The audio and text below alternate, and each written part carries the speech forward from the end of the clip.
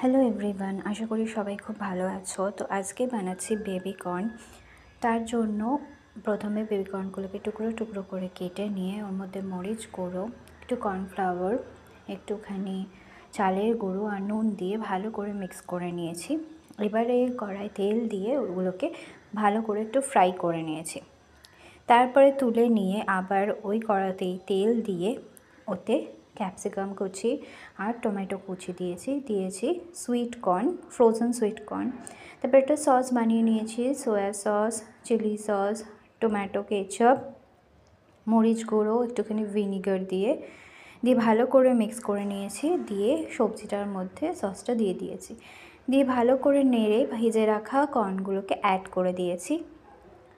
Add করে নিয়ে তারপরে ওতে সামান্য আবার একটুখানি জল অ্যাড করেছি।